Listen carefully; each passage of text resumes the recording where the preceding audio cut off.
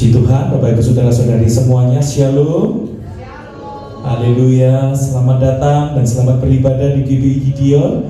Mari bersama-sama saat ini kita satukan hati kita di dalam doa untuk kita akan memulai ibadah kita saat ini. Sungguh kami mengucap syukur Tuhan untuk anugerah-Mu. Sungguh kami mengucap syukur untuk kasih setia-Mu Tuhan, untuk semua kebaikan-Mu dalam hidup kami. Kami tahu kalau saat ini kami boleh datang beribadah di hadapan-Mu, itu semua hanya karena anugerah-Mu bagi hidup kami, kesempatan yang Tuhan berikan bagi kami. Sebab itu kami mohon, kuduskan kami Tuhan, sucikan kami, layakkan kami Tuhan, untuk kami boleh datang beribadah kepada-Mu. Kuasa-Mu Tuhan memenuhi kami, hadirat-Mu Tuhan melawat kami, pengurapan-Mu turun atas kami. Terima kasih Tuhan, terima kasih. Kami ingin menyiapkan hati kami untuk bersujud menyembah Tuhan, untuk kami bersorak-sorai di hadapan Tuhan, untuk kami Tuhan boleh dibentuk isi hati kami sesuai dengan isi hati-Mu bagi kami Tuhan. Terima kasih Tuhan, terima kasih. Dan sebab itu Tuhan, kami juga memohon pengurapan-Mu Tuhan untuk setiap sidang jemaat-Mu yang sedang dalam bersama tempat ini pun Tuhan, antar mereka semua dengan selamat. Dan sungguh Tuhan, biarlah kami semua boleh menikmati hadirat dan lawatan Tuhan. Terima kasih Tuhan. Kami membuka ibadah kami dengan penuh ucapan syukur di dalam satu nama Tuhan Yesus Kristus. Haleluya. Amin. Mari sama-sama kita siapkan hati kita dalam beribadah kepada Tuhan. Terima kasih Yesus.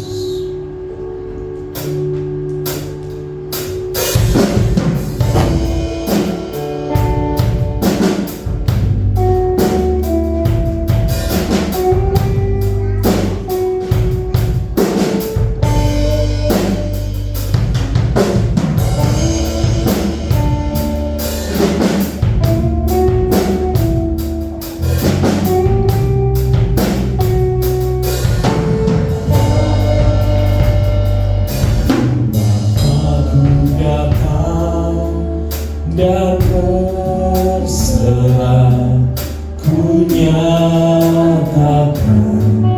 Kau yang berkuasa dalam lembah, Kau setia, Kau cahaya hidupku.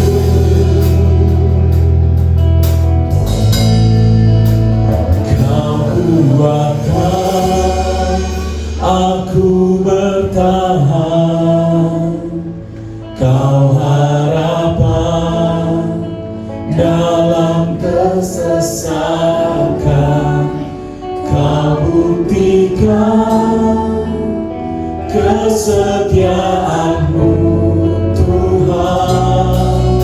Engkau Allah iman.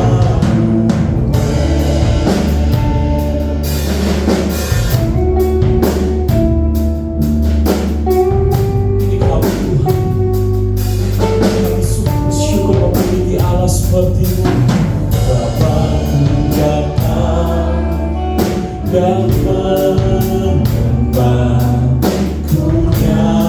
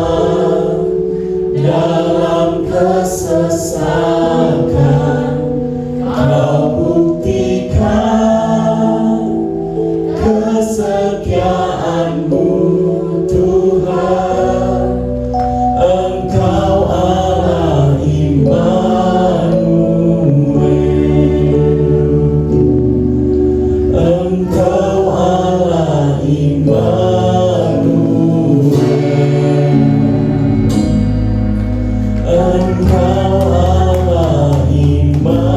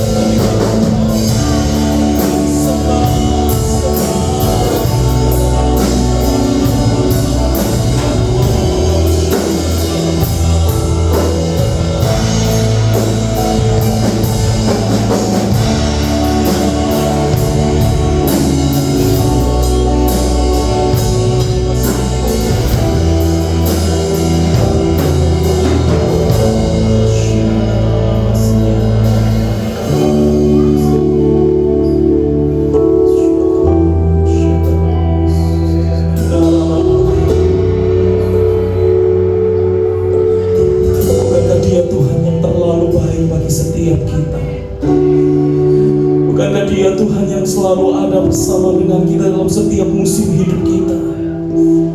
Bukankah Dia Tuhan yang selalu menyertai kita? Seperti kita sepakat bahwa kita memiliki Tuhan yang begitu besar, Tuhan yang begitu ajaib, Tuhan yang begitu dahsyat, Tuhan yang selalu beserta dengan kita.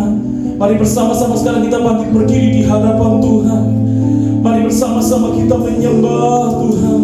Mari bersama-sama kita muliakan Dia. Mari kita bersama-sama agungkan Tuhan Allah kita. Haleluya Yesus. Mari bersama-sama kita angkat kedua tangan kita, tinggikan Tuhan kita, sembah Dia, sembah Dia.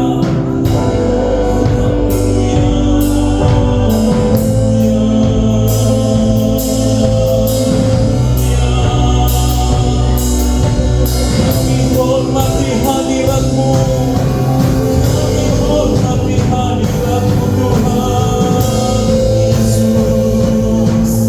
Sebab Kau yang layak, kami akan sembah.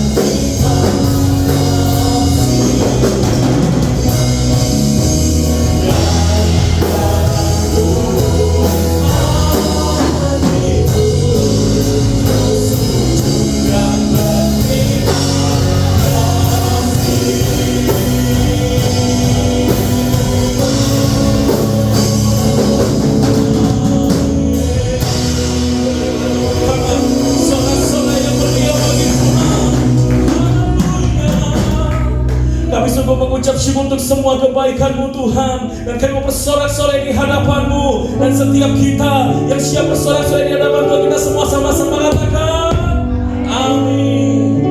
Siapa yang bersuka cita hari ini boleh lambaikan tangan, Bapak Ibu saya kasih Tuhan. Haleluya. Kelahiran Yesus memberikan pengharapan yang baru dalam hidup kita.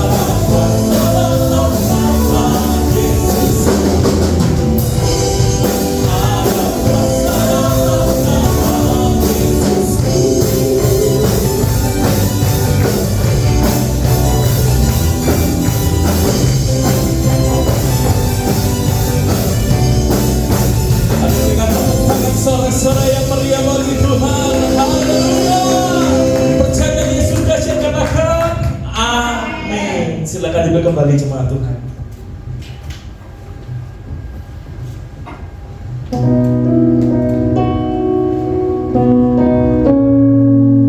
Sungguh kuasa-Mu tidak pernah berubah Tuhan di dalam kehidupan kami. Dan biarkan kami boleh tetap terus percaya kepada-Mu Tuhan.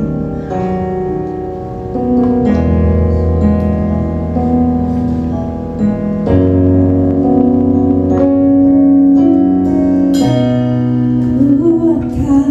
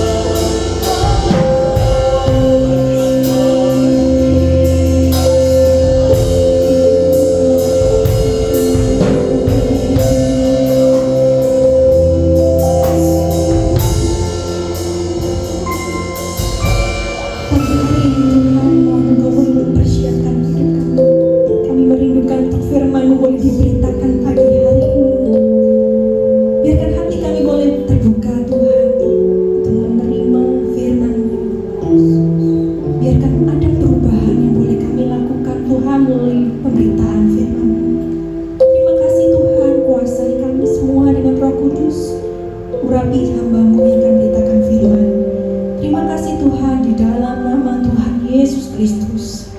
Amin.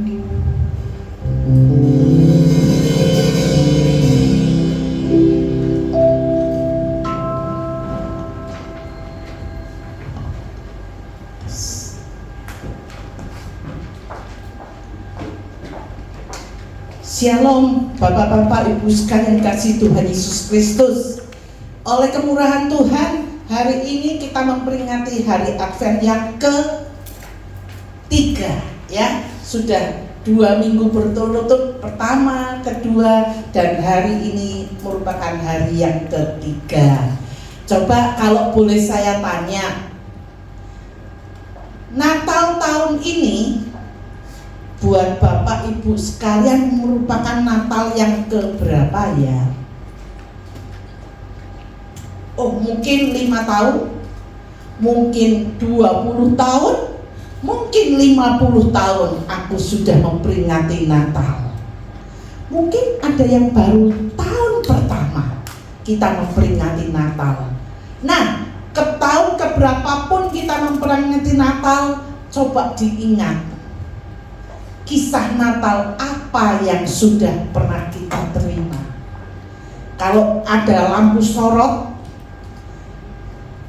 biasanya yang dibahas soal kandang di Bethlehem.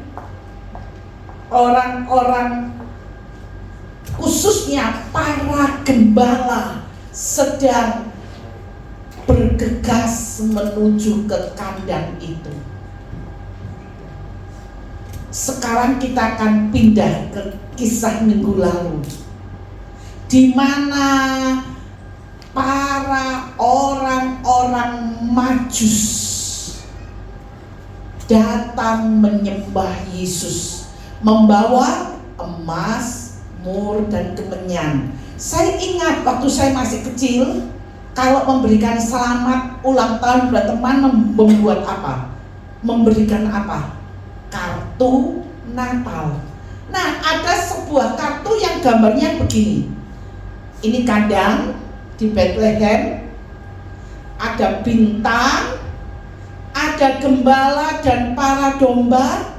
Di sebelah sini ada orang Majus 3. Nah, ini gambar ini cukup membingungkan kita, karena kenyataannya para gembala dan orang Majus datangnya tidak bersamaan, bahkan dalam kurun waktu yang cukup lama, telah dijelaskan minggu lalu.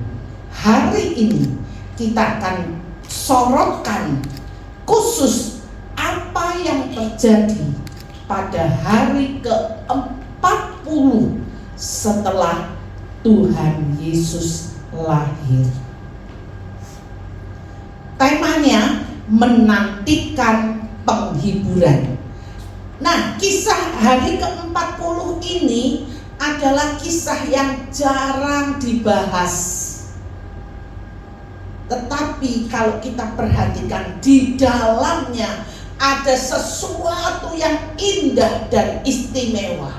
Baiklah, kita akan pelajari bersama-sama hari ini. Ya, apa yang terjadi pada hari ke-40 setelah Tuhan Yesus lahir? Lukas pasal 2 ayat 22 berkata, dan ketika genap waktu pentahiran menurut hukum Taurat Musa, mereka membawa dia ke Yerusalem untuk menyerahkannya kepada Tuhan. Waktu pentahiran atau waktu penyucian, kalau sekarang namanya masa nifas, setelah berakhir menurut hukum Taurat Musa, orang tua harus membawa bayinya ke Bait Allah di Yerusalem untuk menyerahkannya kepada Tuhan. Sehingga kita sekarang anak-anak Tuhan, kalau Tuhan karuniai anak di dalam rumah tangga kita, maka langkah yang pertama kita serahkan kepada Tuhan. kita bawa dengan suatu kesukaan. Terima kasih Tuhan, aku ingin serahkan anak ini kepada Tuhan. Karena kita tidak tahu apa yang akan terjadi. Setelah usia 12 tahun, dia boleh menentukan yang diikuti dalam bentuk baptisan air. Tetapi waktu masih kecil, anak itu akan diserahkan, dibawa ke gereja untuk diserahkan penyerahan anak. Lanjutnya, ayat 24. Dan untuk mempersembahkan kurban menurut apa yang difirmankan dalam hukum Tuhan, yaitu sepasang burung tekukur atau 2 ekor anak merpati. Yusuf dan Maria tergolong keluarga yang bersahaja, yang sederhana, sehingga untuk ke bait Allah itu dia membawa persembahan kurban berupa sepasang burung tekukur atau 2 ekor anak burung merpati. Tetapi kalau keluarga ini mampu, akan memberikan yang lebih banyak, lebih besar, lebih mahal. Tuhan bukan melihat jumlahnya, tetapi keadaan kita yang sesungguhnya. Apapun yang kita miliki, kalau kita persembahkan kepada Tuhan dengan segenap hati, Tuhan akan menerimanya. Nah, Bapak Ibu Yusuf dan Maria dengan menggendong bayi usia 40 hari dibawa ke bait Allah. Sekarang siapa yang dijumpai saat di bait Allah? Ternyata ada 2 orang. Yang satu laki-laki, yang satu perempuan. Keduanya sudah sama-sama lanjut usianya. Tetapi keduanya ini bukan suami istri. Mulai ingat kira-kira siapa? Bahkan istimewanya kedua orang ini kan tertulisnya di dalam Alkitab Perjanjian Baru. Ternyata nama yang sama itu ada di Perjanjian Lama. Siapakah gerangan nama kedua orang yang dijumpai oleh Maria dan Yusuf di bait Allah? Nah, ternyata kedua orang itu adalah Bapak Simeon dan Ibu Hana. Di Alkitab Perjanjian Lama, nama Simeon sudah ada. Hanya saja kalau di PL Perjanjian Lama, Simeon adalah anak kedua dari Bapak Yakub dan Ibu Lea. Sekarang siapa Hana yang tertulis di Perjanjian Lama? Hana adalah istri Elkana dan ibu dari Samuel yang akhirnya dikenal dengan Nabi Samuel. Yang kita pelajari hari ini bukan dari PL, tetapi dari PB, Perjanjian Baru. Nah,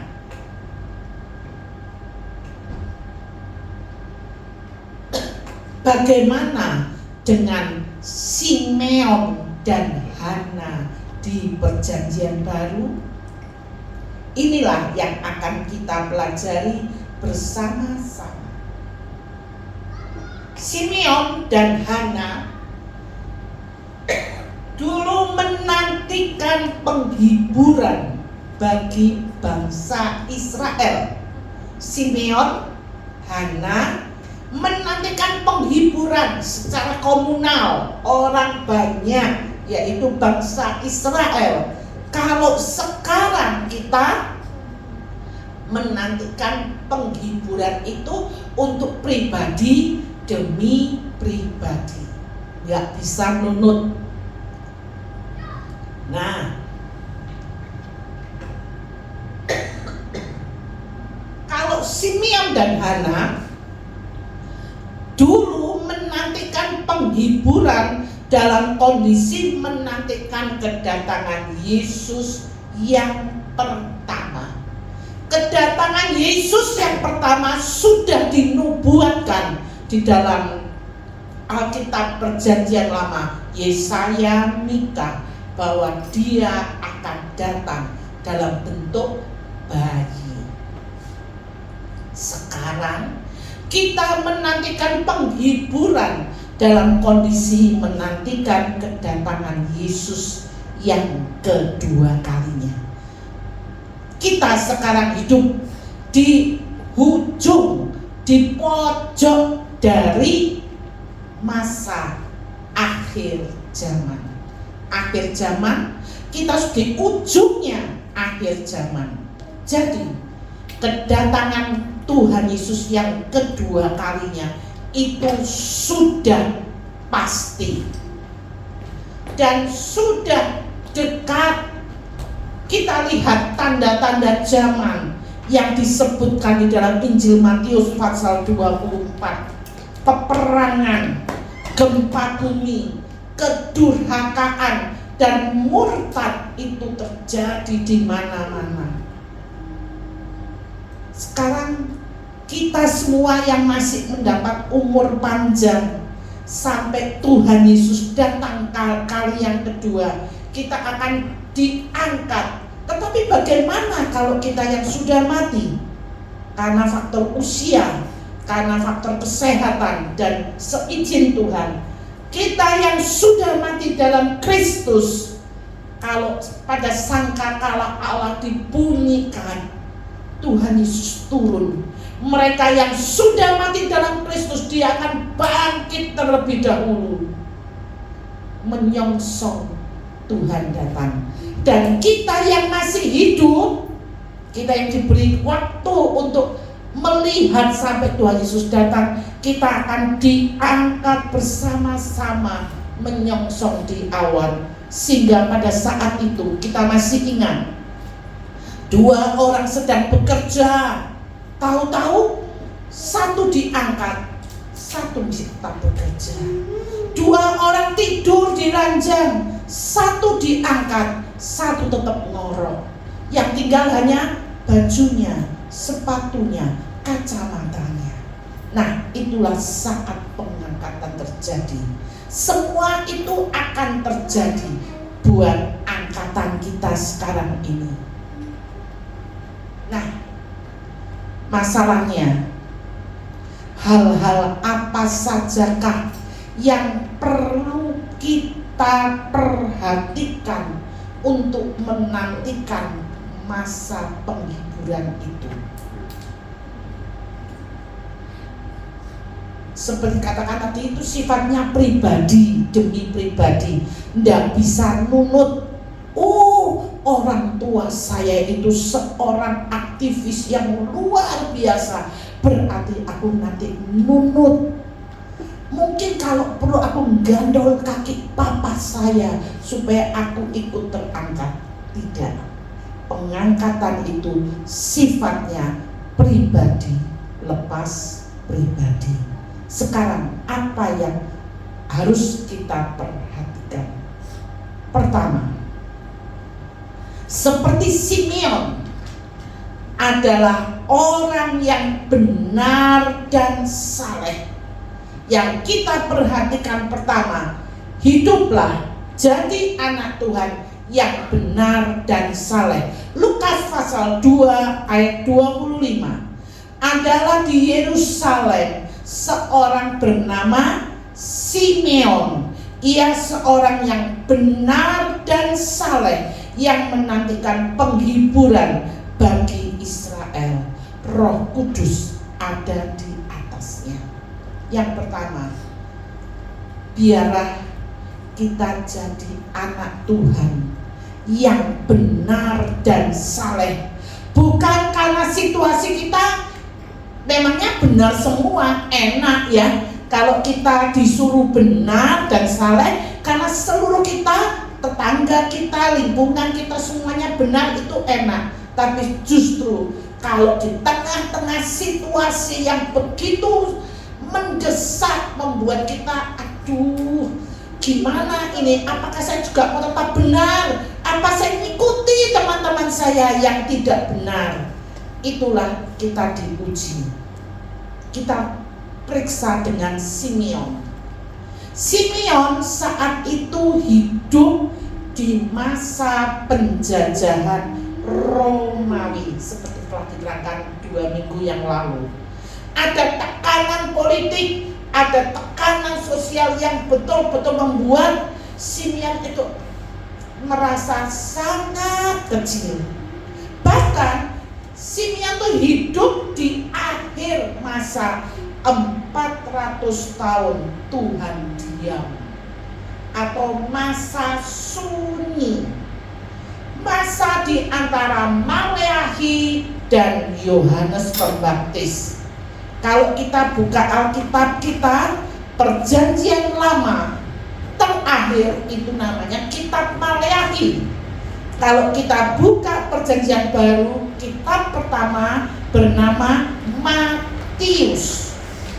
Di antara Maleakhi dan Matius, buat kita, oh tinggal 1 lembar kertas putih ya. Kalau masih yang punya Alkitab secara buku masih ingat ya, 1 lembar putih, ternyata itu membutuhkan waktu 400 tahun. Disebut 400 tahun Tuhan diam, sunyi. Karena apa? Karena tidak ada nabi yang diutus, tidak ada kitab baru yang ditulis, dan tidak ada wahyu khusus dari Allah. Itulah situasi. Kita bayangkan ya, situasi Bapak Simeon yang sudah cukup tua, bahkan memang tidak disebutkan umurnya berapa. Ada yang memperkirakan lebih dari 100 tahun. Simeon itu menjadi anak Tuhan. Yang pertama, hidup benar dan saleh. Nah, tolong dilihat gambarnya saja. Ini adalah lentera. Mungkin zaman sekarang sudah jarang ya ada lentera. Lentera ini dimiliki oleh orang-orang zaman dahulu, khususnya yang tinggal di pegunungan, yang tinggal di daerah yang sunyi, sepi, tetapi penuh dengan salju yang turun. Kita lihat waktu itu tidak ada PLN, tidak ada listrik. Lentera itu dipasang begitu rupa untuk menerangi jalan tiap orang yang lewat daerah situ. Selain jalannya berbelok-belok karena pegunungan, juga penuh dengan salju. Ada orang yang dengan setiap sore membersihkan kacanya, memperhatikan apakah lampunya terus bisa siap menyala.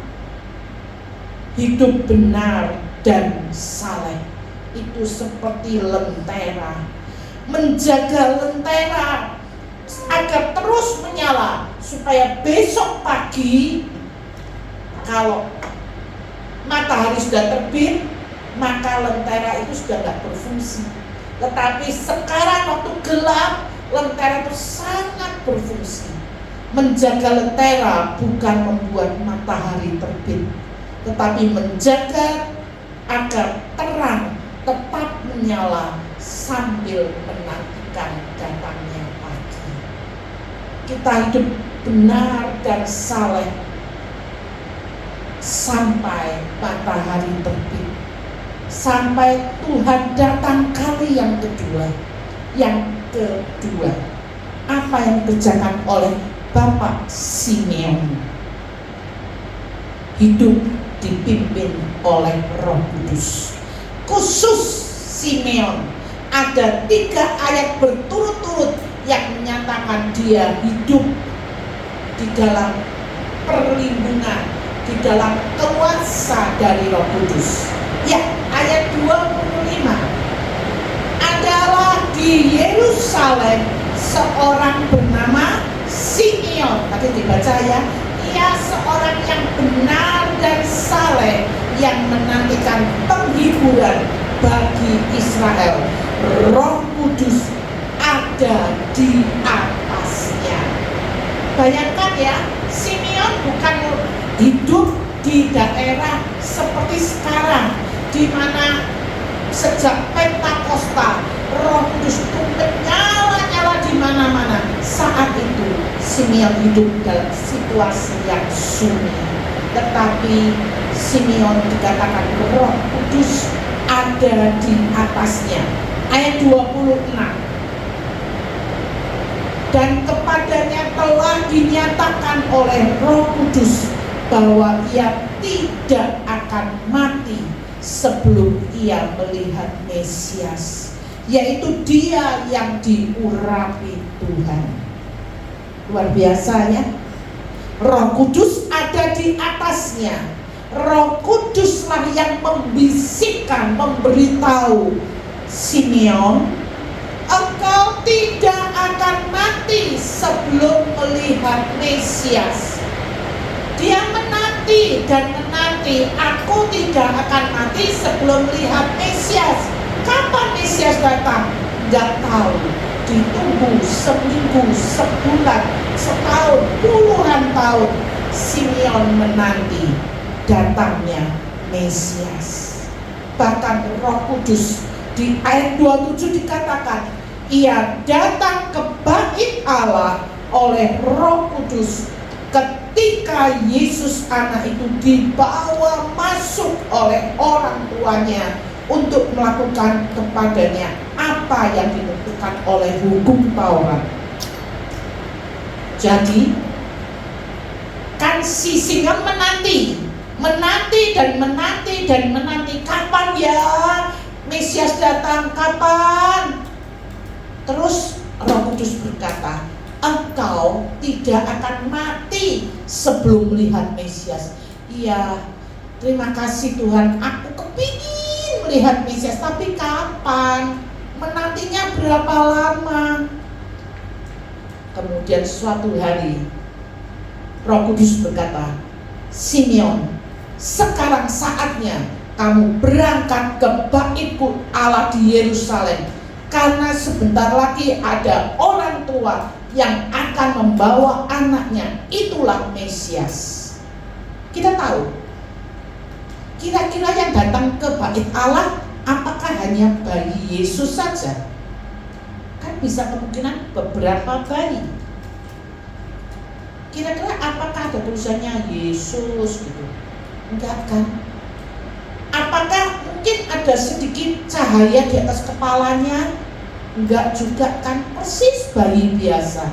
Tetapi karena Roh Kudus yang berbicara, Simeon, ini loh papa mamanya bayi itu, bayi Yesus itu. Kemudian Simeon menatang, menerima dan menggendongnya. Masuk ke bait kudus juga diberitahu oleh Roh Kudus. Ini loh bayinya, juga diberitahu oleh Roh Kudus. Luar biasa. Di musim belum Pentakosta, Roh Kudus sudah bekerja secara luar biasa kepada Bapak Simeon. Nah, setelah jumpa dengan Bapak Simeon yang tua, yang sudah, mengapa dikatakan tua, sudah hampir mati, kan dia dikatakan engkau tidak akan mati sebelum lihat Mesias.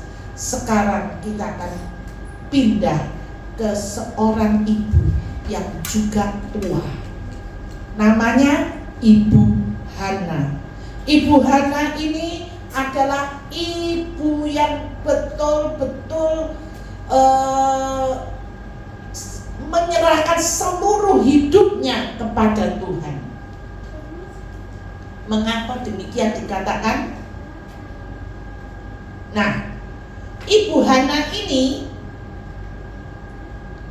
orang yang setia beribadah, tekun berdoa dan berpuasa. Ayat 37. Dan sekarang ia janda dan berumur 84 tahun. Ia tidak pernah meninggalkan bait Allah dan siang malam beribadah dengan berpuasa dan berdoa. Kita lihat si Hana itu seorang wanita yang pernah menikah, dan dikatakan di ayat firman Tuhan 7 tahun dia sempat menikah. Setelah itu jadi janda. Dan sampai saat ini umur 84 tahun saat bayi Yesus masuk ke bait Allah. Waktu itu dikatakan Hana tidak pernah meninggalkan bait Allah, siang malam beribadah. Memang ibadah itu sangat dibutuhkan, bahkan dengan berpuasa dan berdoa. Coba kita lihat gambar ini. Kalau orang-orang yang di daerah 4 musim, di mana ada rumah-rumah yang memiliki tungku, mungkin kita nggak pernah melihat ya. Kalau zaman dulu tungku ini ada di tiap rumah. Mengapa? Karena tungku ini berguna untuk memberikan kehangatan di dalam ruangan yang begitu menusuk dinginnya. Mungkin minus 10 derajat, minus 30 derajat, ada yang minus 50 derajat dan seterusnya. Dingin sekali. Kalau pagi tuan rumah menyalakan api, kalau siang menambahkan kayu, dan sorenya membersihkan abu-abu yang ada mengotori. Kalau sudah malam, apinya dikecilkan agar tetap hidup sampai pagi. Kalau tadi lentera itu hanya nyala pada saat gelap, dibutuhkan saat tidak ada matahari. Tetapi kalau tungku itu dipasang setiap saat 24 jam. Sebab kalau tungkunya padam, maka kedinginan dari luar itu menusuk orang-orang yang ada di dalam rumah. Tungku menyala tetap hangat di tengah perubahan cuaca. Ibadah menjaga api iman kita tetap menyala. Alangkah indahnya kalau kita setiap hari Minggu meluangkan waktu yang berharga untuk tetap beribadah agar iman kita tetap menyala. Doa itu menambahkan kayu kesadaran hadirat Tuhan ada saat aku berdoa. Kalau ingat, mungkin ada senior hamba Tuhan yang senior, bahkan banyak yang sudah berangkat terlebih dahulu. Banyak doa, banyak berkat. Kurang berdoa, kurang berkat. Tidak berdoa, tidak ada berkat. Kata-kata itu sangat sederhana.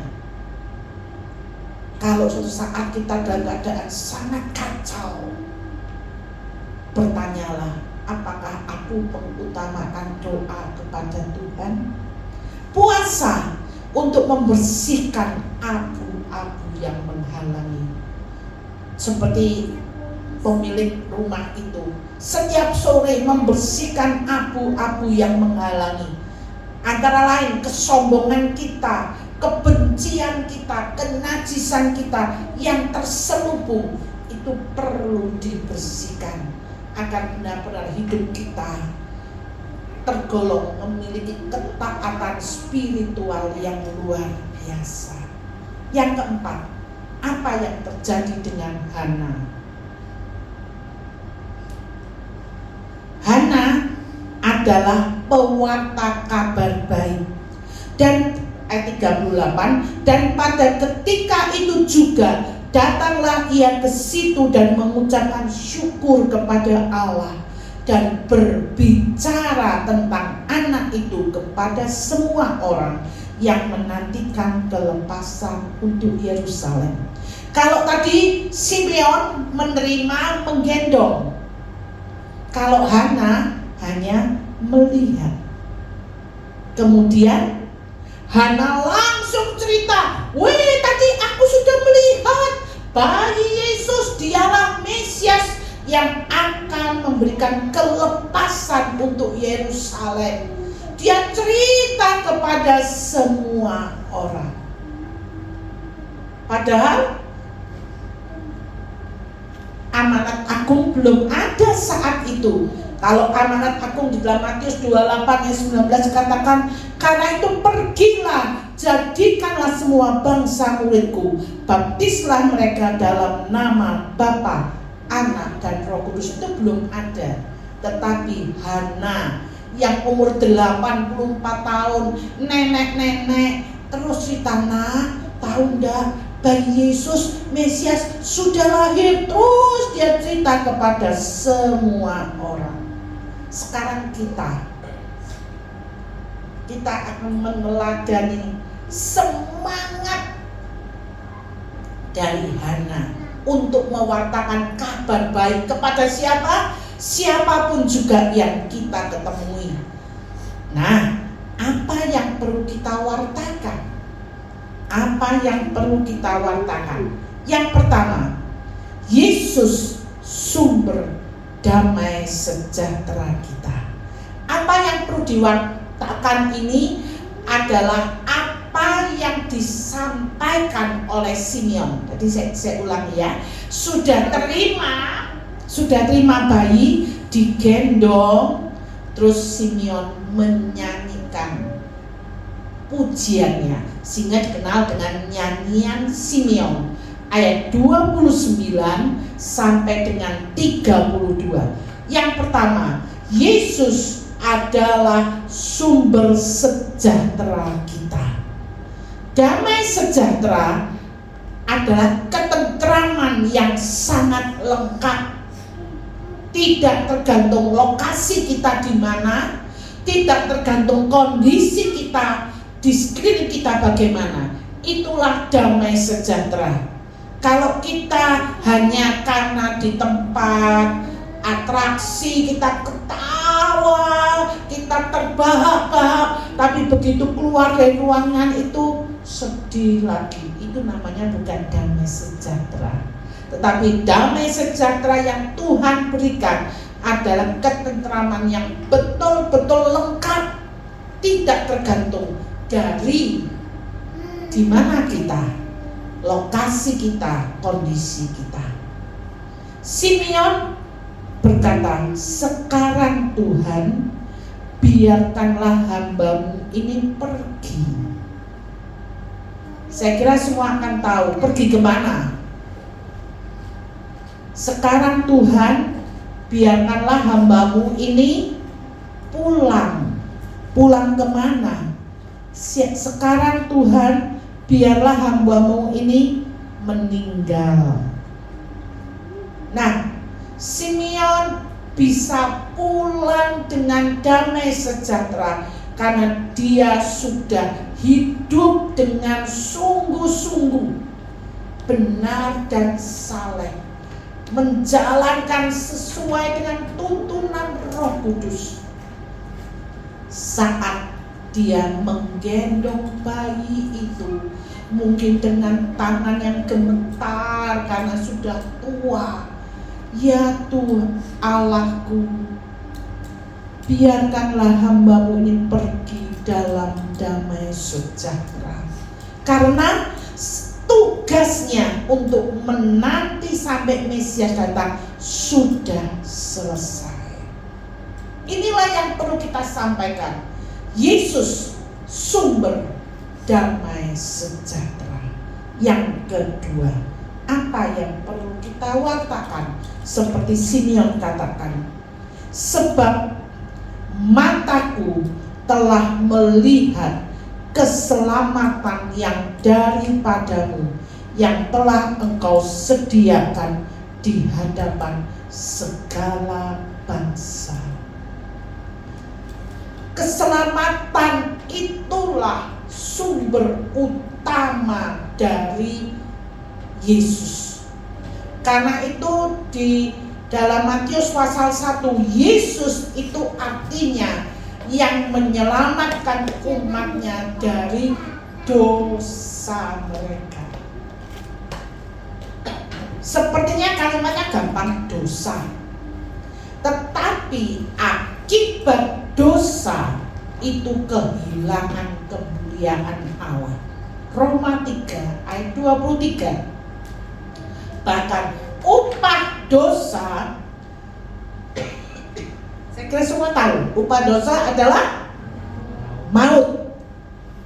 Maut itu terpisah untuk selama-lamanya dengan Allah. Kalau kita tahu bagaimana akibat dan upah dosa, kita yang sudah tahu, kita akan berusaha menjaga diri sebaik-baiknya untuk tidak melangkah kepada dosa. Kalaupun kita sudah terlanjur melangkah ke dosa, terus gimana? Udah kadung kok, udah kadung ecek-ecek dosa kok. Kita akan segera berkata, Tuhan, Engkaulah juru selamatku, selamatkanlah aku ingin kembali pada jalan-Mu, pada jalan yang benar. Coba kita akan baca Kisah Para Rasul pasal 4 ayat 12. Ayat ini kita akan baca bersama-sama. Siap ya? Kisah Para Rasul pasal 4 ayat 12. 1, 2, 3. Dan keselamatan tidak ada di dalam siapapun juga selain di dalam Dia. Sebab di bawah kolong langit ini tidak ada nama lain yang diberikan kepada manusia yang olehnya kita dapat diselamatkan. Yang perlu kita sampaikan, kita wartakan, yang pertama, Yesus sumber damai sejahtera. Yang kedua, Yesus sumber keselamatan. Di muka bumi tidak ada nama lain selain Yesus Tuhan kita. Yang ketiga, apa yang perlu kita wartakan? Yesus sumber terang kita. Ayat 32, yaitu terang yang menjadi penyataan bagi bangsa-bangsa lain dan menjadi kemuliaan bagi umat-Mu Israel. Yohanes 3 ayat 19 katakan, terang sejati telah datang ke dalam dunia, tetapi sayang, manusia lebih menyukai kegelapan sebab perbuatan-perbuatan mereka jahat. Inilah kenyataan. Kita hidup di dalam dunia yang penuh dengan kegelapan. Sehingga ada istilah uang gelap, ada istilah pasar gelap, ada istilah hubungan gelap, ada istilah anak gelap. Inilah keadaan dunia kita. Dan kita mempunyai Tuhan, sumber terang itu. Nah, maukah kita mewartakan kepada teman kita, sahabat kita, mungkin keluarga kita, bahwa Yesuslah sumber damai sejahtera, sumber keselamatan, dan sumber terang itu? Seringkali kalau kita melihat ada tontonan yang bagus di negara yang bagus, kita akan terus berkata, wih, ayo ikut aku, di sana bagus acaranya. Kita dengan bersemangat kuliner, ini makanan sini wow tenan, enak banget, ayo ikut. Medsos sekarang menunjukkan kamu mau apa aja, tempat wisata yang bagus, hotel yang bagus, makanan yang enak, semuanya serba bagus tuh ada di medsos. Mereka begitu berapi-api menceritakan, kamu yang mau apa? Mau sehat? Minum obat ini. Kamu mau apa? Makanan enak? Ayo ke sini. Kamu mau apa? Tidur yang nyaman? Ayo hotel ini. Kalau menceritakan hal-hal yang sifatnya hanya sementara. Contohnya, makanan enak, diberitahu tempatnya di mana? Di gang itu ada rumah yang bagus, makanannya enak. Tapi setelah makan, lapar lagi enggak? Pasti lapar. Itulah semua yang ada di dunia. Walaupun sudah dipromosikan begitu luar biasa, tetapi semuanya sementara. Adakah kita memikirkan yang lebih kekal daripada sementara itu? Dialah Yesus kita yang akan kita peringati minggu depan kelahirannya. Hal-hal apa saja yang perlu kita perhatikan dari kisah Simeon dan Hana?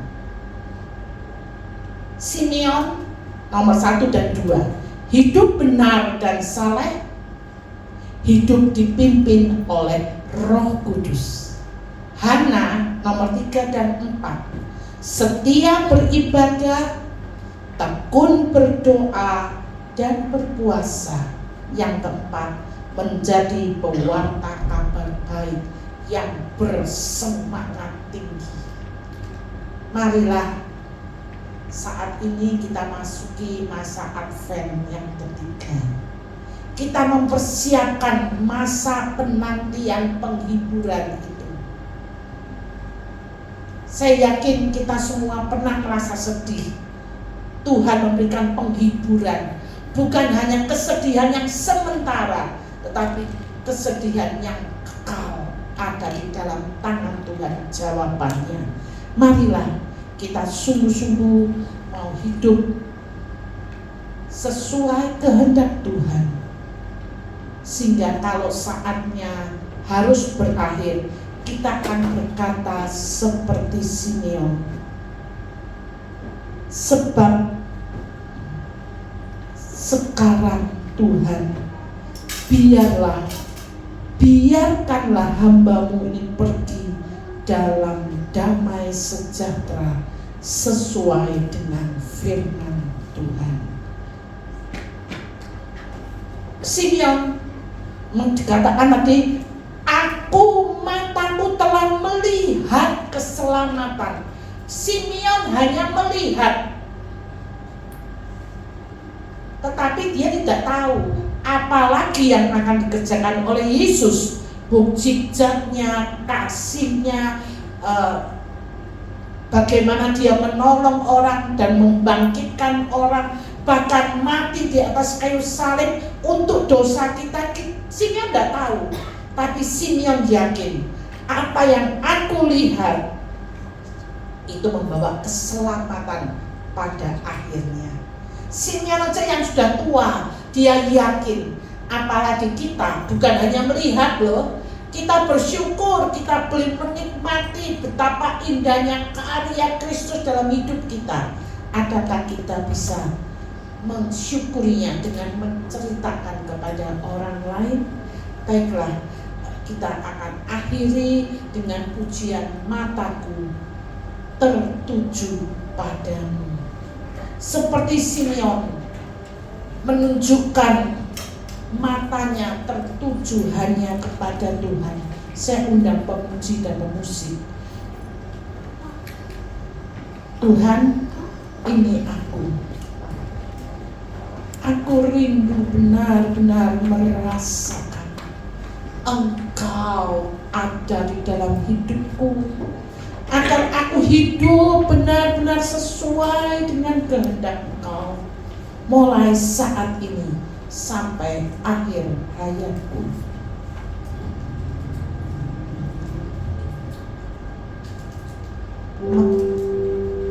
Mataku tertuju kepadamu Bapa.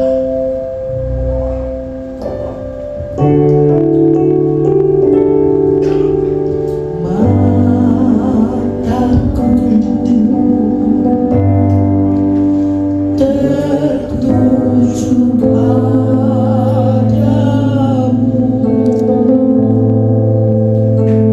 segenap hidupku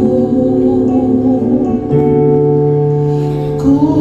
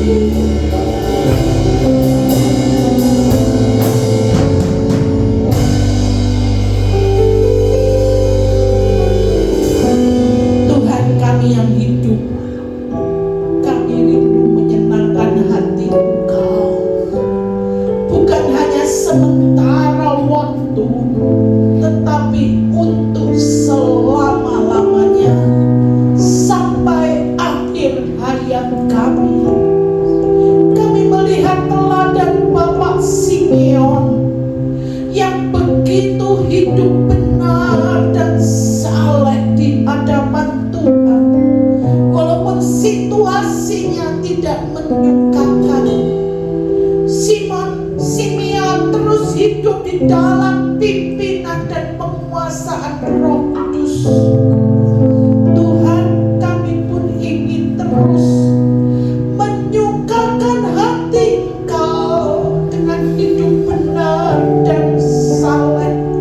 Roh Kudus terus pimpin langkah hidup kami agar kami tidak tersesat. Kami juga ingin meneladani Ibu Hana.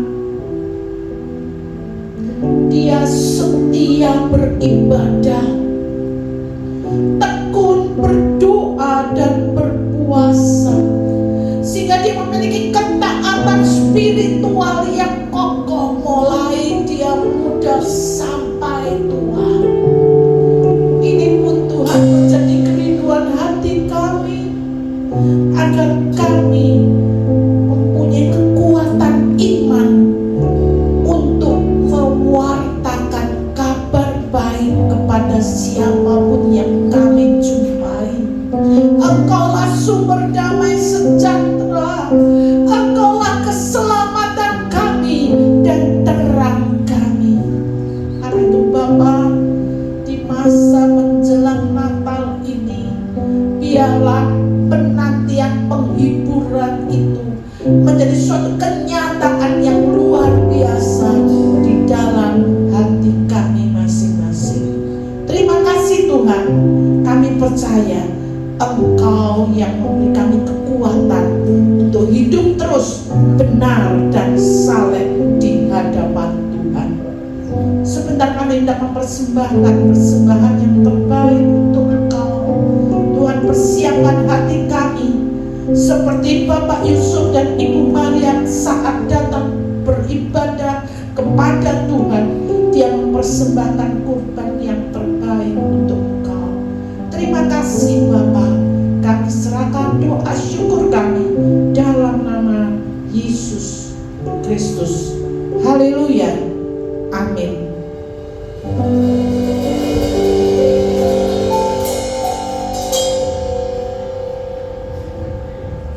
Mari kita mempersembahkan persembahan yang terbaik bagi Tuhan.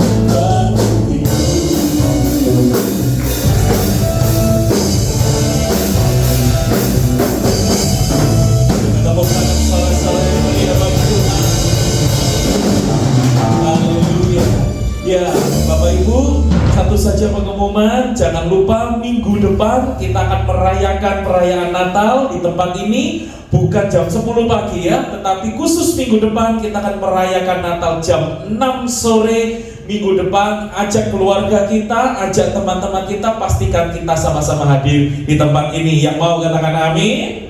Amin ya. Mari bersama-sama sekarang kita mau menadahkan kedua tangan kita mau terima berkat Tuhan. Bapak Ibu, saudara-saudari semuanya, pulanglah, jadilah terang dimanapun Tuhan mengutus kita, jadilah garam dimanapun kita berada, jadilah berkat bagi setiap orang di sekitar kita, dan nama Tuhan dipermuliakan melalui keberadaan hidup kita. Dan terimalah berkat Tuhan, biarlah berkat daripada Allah Bapa, kasih setia daripada Tuhan Yesus Kristus, penyertaan kuasa Roh Kudus bersama dengan kita mulai dari sekarang dan sampai selama-lamanya. Dan setiap kita sudah menerima berkat Tuhan, kita semua sama-sama katakan amin. Selamat pulang, Tuhan Yesus memberkati. Sampai jumpa minggu depan dalam ibadah Natal pukul 6 sore.